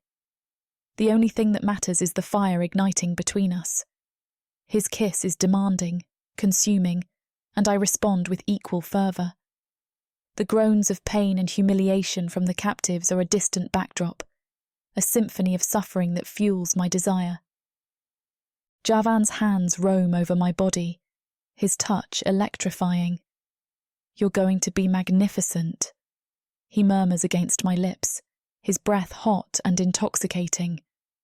I cling to him, the promise of power and revenge swirling in my mind. I want it all, I whisper, my voice filled with determination. And I'll give it to you, he says against my lips. Chapter 16. Javan. The full moon hangs heavy in the sky, casting an eerie glow over the wild field. I drag Choban, Kainor, and Dorana behind me, their pleas grating on my ears. Please, we'll do anything, Choban groans, trying to pull away. His arrogance has crumbled into desperation. Kandria, eyes blazing with purpose, tightens her grip on Dorana's chain. Shut up! There's no forgiveness for you. Dorana, once fierce and beautiful, now a pathetic sight, looks at me with wide eyes. Mercy, she whispers, her voice cracking. I chuckle, the sound cold and empty. Mercy? From me? You must be joking. Kainor, dragging his feet, mutters something under his breath. I yank his chain hard, making him stumble. Speak up, Kainor. I love a good last word. He glares at me but says nothing. Typical. They all think silence will save them. Kandria's fingers brush against mine as we move forward. She's a vision of determination, and I can't help but feel a thrill at the thought of what's to come. Are you ready for this? I ask, my voice low and intimate. She nods, her eyes never leaving mine. More than ever. Choban tries to make a break for it, darting into the tall grass. I sigh, irritated. Stay here, I command Kandria. She watches as I lunge after him, my muscles coiling with the thrill of the chase. Get back here, you coward, I growl, catching him easily. I drag him back, his face a mask of defeat. Thought you could escape, huh? Kandria sneers, kicking him as he falls to his knees. You're pathetic. I grip Choban's hair, forcing him to look at me. I like giving you hope. Makes the despair so much sweeter. He whimpers, a sound that only fuels my excitement. Please, no more. I turn to Kandria, her presence a steady flame beside me. Shall we begin? She nods, her lips curling into a cruel smile. Let's make them suffer. We secure the captives in a circle, their chains gleaming under the moonlight. I can feel the energy of the full moon coursing through me, mingling with my own dark power. This is it. The moment we've been waiting for. Kandria steps forward, her voice steady. Any last words? She asks, her tone mocking. Dorana sobs. Kainor remains silent, and Shallan simply looks defeated. Perfect. The night air is thick with the scent magic, a heady concoction that sets my demon senses alight. I stand at the edge of the ritual circle, a construct of ancient power etched into the ground with precision, its lines pulsing with an otherworldly glow. Kandria moves with practiced grace, her hands steady as she secures the dark elves to the ground, their bodies splayed out to form a grotesque triangle within the circle's confines.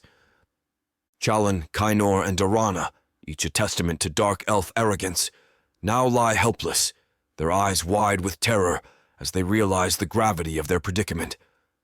It's a sight that brings a cruel smile to my lips. They had enjoyed their power, reveled in the pain and suffering they inflicted upon others. Now they're on the receiving end, and I can't help but savor the irony. Tonight, you pay your dues, I declare, my voice carrying across the field, resonating with the power that courses through my veins. Kandria glances at me, her green eyes reflecting the moonlight.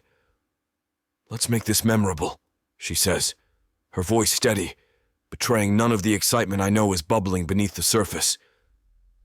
I nod in approval, watching as she begins the ritual, her movements precise and deliberate. She slices into Chalan's wrist, his blood flowing freely, forming a crimson pool that seeps into the earth. The air crackles with energy as she moves to Kainor and then Dorana, their life force feeding the ritual, empowering the circle with their essence. I step forward, joining Kandria in the center of the circle. The power of the full moon washes over us, mingling with the sacrifice's blood. It's an intoxicating sensation, one that sharpens my focus and heightens my senses. Strip, I command, my eyes locked on Kandria's. She hesitates for a moment before complying, her clothes falling away to reveal her slender figure. She stands before me, unashamed and resolute, a sight that stirs something primal within me. It's getting hot in here. Unfortunately, we can't show you this portion of the chapter, as it's too hot for YouTube. Find all the exciting, unabridged content you can handle over at worldsofprotheka.com. Using code YouTube30 will yield you super savings on all the goods. Now back to the show. The screams of the dark elves reach a crescendo, their bodies shriveling like grapes left in the sun, their skin turning to parchment as they are drained of their very essence. The blood seeps from their desiccated forms, crawling across the ground towards Kandria, drawn to her like metal to a magnet. I hold her aloft, her body suspended in the air by the force of our combined power. The blood coils around her, wrapping her in a cocoon of crimson energy. She is a vision of beauty and horror, her transformation from human to demon almost complete.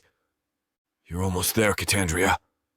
A portal rips open in the fabric of reality, a swirling vortex of darkness that beckons her straight into Glacis.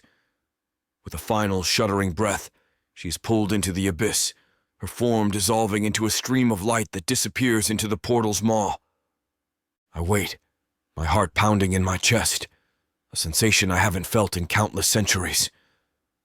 Time stretches on, each second an eternity. And then, she emerges, her body floating out of the portal, her eyes snapping open to reveal irises that mirror my own, a testament to her newfound power. A laugh bubbles up from deep within me, a sound of pure, unadulterated joy. Welcome, my lady, I say, my voice echoing across the field. She looks at me, her gaze piercing and fierce. Her hair flows around her like a golden halo, her skin shimmering with an ethereal glow. She is no longer the fragile human I met in the dungeons of Orthani. She is a demon, powerful and alluring, her beauty a deadly blade that will cut down anyone who dares to stand against us. I approach her, my movements deliberate and reverent. "You are as beautiful as I imagined," I tell her, my voice barely above a whisper. She smiles, her lips parting to reveal sharp, pointed teeth. "And you, my love, are everything I hoped for," she replies, her voice a sultry purr that sends a shiver down my spine.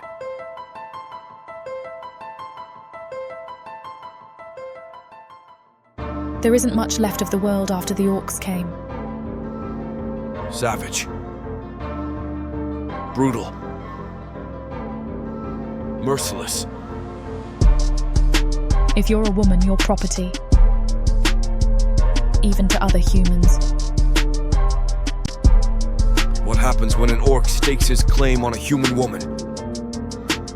Who would dare to stop him? Me.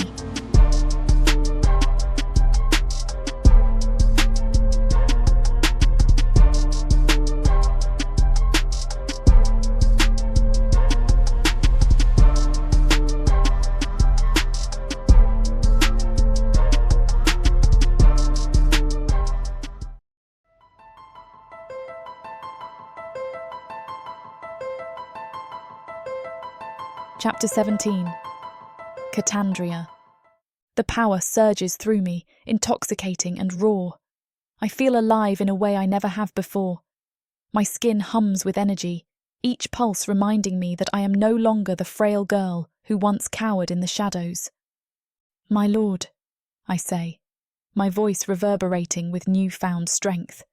His lips curl into a satisfied smirk. "My lady," he replies, amusement dancing in his eyes. "How does it feel to be reborn?"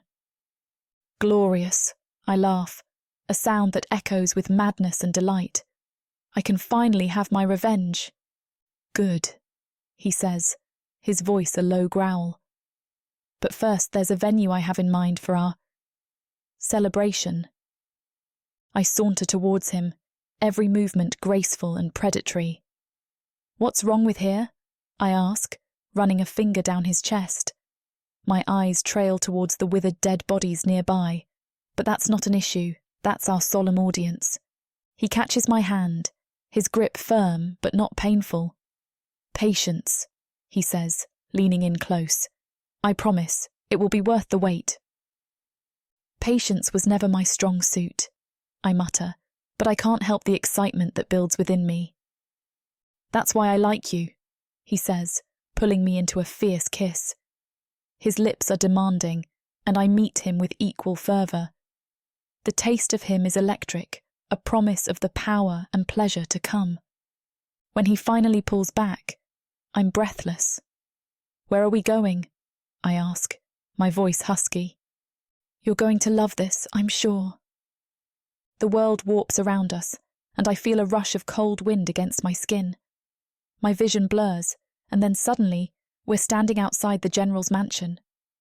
My eyes widen in happiness, like a child seeing a festival for the first time. "Finally," I breathe, my voice trembling with excitement. "Finally!" Javan grins, his sharp teeth glinting in the moonlight. "Excited, are we?" "More than you know," I say, my heart pounding in my chest. This is it. This is where it all ends. "Or begins," he corrects, his tone dark and promising. "You ready to make them pay?" I nod, feeling a surge of power ripple through me. More than ready. Javan's hand tightens around mine, his eyes blazing with anticipation. "This is your baptism, my lady. Show them your power." I nod, feeling the energy pulse through my veins. The dark elf general's mansion looms before us, its stone walls a monument to my suffering. I step forward, the power within me begging to be unleashed. As I push open the grand doors, the soldiers inside turn to look at me, their expressions quickly shifting from confusion to fear. I smile, a wicked, triumphant grin. "Surprise!" I say, my voice dripping with malice. The first dark elf soldier lunges at me, sword raised. I flick my wrist, and he's thrown against the wall with a sickening crunch. His comrades barely have time to react before I'm upon them, my movements a blur of deadly grace. Magic crackles at my fingertips, and with a mere thought, I send a wave of dark energy crashing into a group of them, their screams echoing through the chamber. The air thrums with power, and I revel in the chaos I've unleashed. Each strike, each spell, is a symphony of vengeance, and I conduct it with ruthless precision. Javan's voice, a dark promise in the shadows, urges me on. Show them no mercy, my lady. I catch the eyes of another soldier, his terror palpable, and I feel a twisted satisfaction. Your turn, I whisper, before a bolt of energy leaves my hand, striking him down. Faster, Kandria, Javan's voice echoes in my mind. Make them fear you. I laugh, a sound that sends chills down my own spine. The soldiers fall one by one, their screams of agony a symphony to my ears. Blood splatters the walls, and I can feel the life force draining from them, feeding my power. A particularly brave soldier charges at me, his blade aimed straight for my heart. I catch it with my bare hand, feeling the metal bend and warp under my grip. Is that all you've got? I taunt, before snapping his neck with a swift twist. Good, my lady. Javan's voice rings in my mind, filled with dark pride. Feed on their energy. Let it consume you. I close my eyes, feeling the raw power coursing through my veins. It's intoxicating, overwhelming. Every scream, every drop of blood fuels me further. I can feel myself teetering on the edge of control. But I don't care. This is the moment I've been waiting for, the revenge I've craved. The Dark Elf General finally appears, his eyes widening in shock as he takes in the carnage. It's him. The one who ordered my capture, who separated my family apart, who killed men, women and children in his lust for power. What is this? He demands, his voice shaking. Your end, I reply, my voice cold and merciless. I raise my hand and he's lifted off the ground, struggling against an invisible force. His fear is delicious, a sweet nectar that fuels my power. Finish him, Javan urges, his voice a seductive whisper in my ear. Not yet. I want to make this one suffer, I say, narrowing my eyes at the Dark Elf General. I want to make him understand what it's like to have everything taken from you, to be left with nothing. My, Javan whisper, perking a brow. You're incredible, my lady. Not just that, I reply swiftly. I'm out for blood.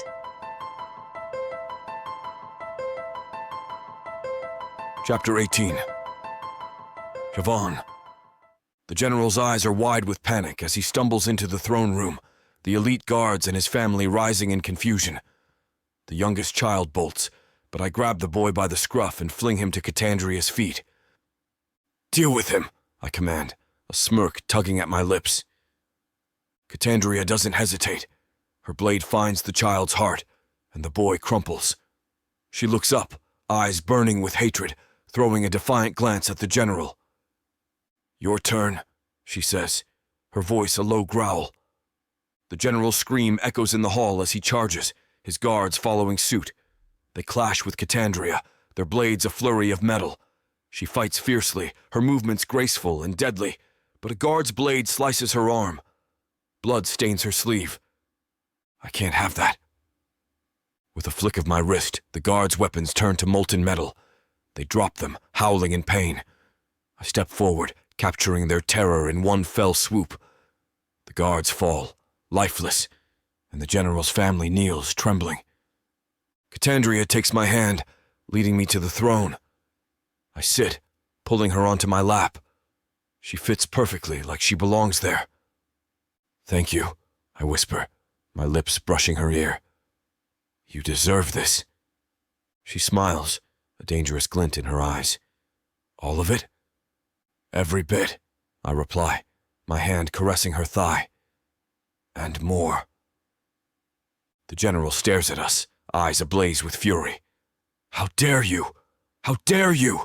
He spits, his voice quivering with hatred. How dare you come into my home and do this to me?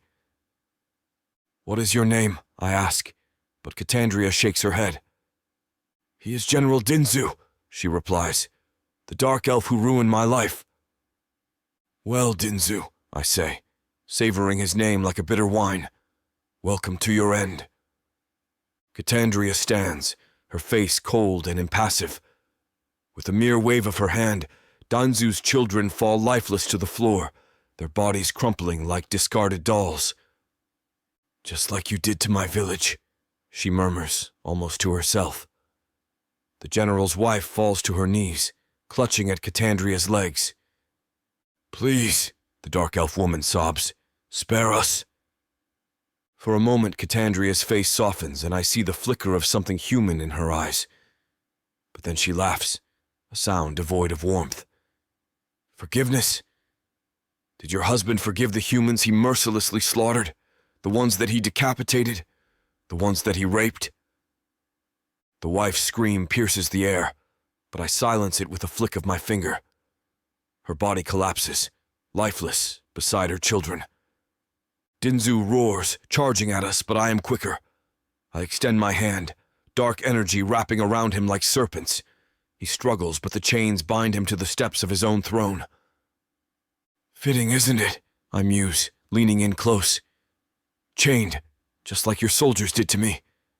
At least, until we killed them all. Dinzu's eyes are wild, a mix of fear and rage. You won't get away with this. Oh, but I already have, I reply, smirking. Kandria steps forward, her gaze fixed on the general. Do you remember my village, Dinzu? Do you remember the screams, the blood, the death? He doesn't respond, his breath coming in ragged gasps. She leans down, her face inches from his. I remember every detail, and now, so will you. The general's eyes dart between Kandria and me, desperation clouding his face. Please, he begs, his voice cracking. Spare me. I'll give you anything. Wealth, power. I raise a hand, silencing him. I leave all decisions to my lady. Kandria's expression is cold. You want forgiveness? Lick my foot. The general hesitates, but then leans forward on all fours. Just as his tongue touches her boot, she pulls back, a cruel smile curving her lips. Changed my mind, she says, her voice icy. I'm giving you a gift instead. Ensuring your soul and your families will never perish. You'll meet again in Glacis. His eyes widen in horror. No. Please. Anything but that. I chuckle, admiring her cruelty. You're fitting as my lady. She kneels beside him, drawing a small, wickedly sharp blade. You remember the tortures you inflicted on my people, don't you, Dinzu? He tries to speak, but she seizes his tongue and slices it off in one swift motion. His scream is muffled by blood. That's for the screams you ignored, she says, wiping the blade on his tunic. Now, let's see about those fingers. She methodically removes each finger, her voice steady as she recites the names of the dead from her village. Each name a slice, each finger a tribute.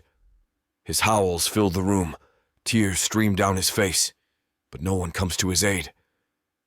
When she reaches his hand, she takes her time, savoring each cut. You think you can take everything and not pay the price? Think again. I watch enthralled. Her precision, her cold fury. It's mesmerizing. She moves to his legs, hacking them off with brutal efficiency. For the legs you broke, she says, almost clinically. For the lives you ruined. His ears are next. Each one comes off with a slice as she details the atrocities, the rapes, the murders. His head lolls, eyes rolling back, but she keeps him conscious, just enough to feel every bit of pain. Stay alive, General, she whispers, her lips brushing his ear before she cuts it off. You'll need to remember this. She steps back, surveying her work. The general is a broken, bleeding heap at the foot of his own throne. I pull her close, my fingers tracing the curve of her jaw. "You're perfect," I murmur, feeling the heat of her rage and satisfaction. She smiles, blood splattered on her face. "Let's leave him here. Let him feel the weight of his sins." "I agree, my lady," I say, pressing a kiss to her forehead. "He's earned it." Chapter 19. Kandria. Getting revenge, and watching Javan's eyes light up with every slithe of my blade, makes me crave him. "Oh, Javan," I say, straddling my lord, feeling the coolness of the throne beneath me.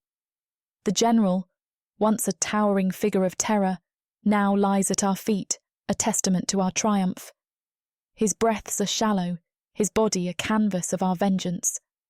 The scent of his blood, metallic and rich, fills the air, mingling with the heady aroma of power that clings to Javan and me. My fingers trace the contours of Javan's chest, the muscle beneath firm and unyielding. I am acutely aware of the power that thrums beneath his skin, a constant reminder of the transformation I have undergone. I slip from the throne, kneeling before him, my hands deftly unfastening the clasp that holds his breeches closed. We just can't get enough of these two. Find all the glorious, unabridged content your heart can handle over at worldsofprotheka.com. Use access code YouTube30 for additional savings on this and other bonus content. Back to it.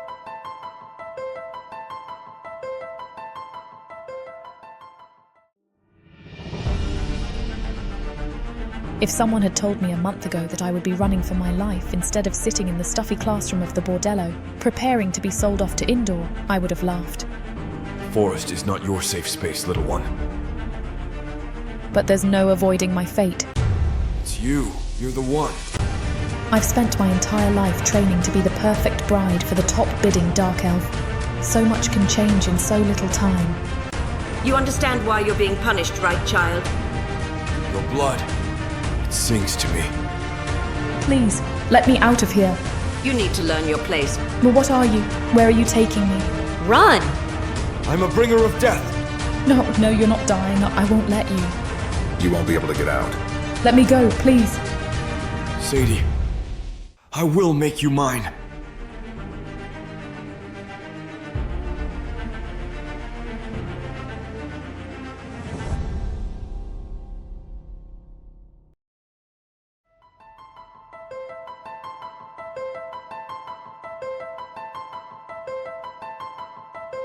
Chapter 20.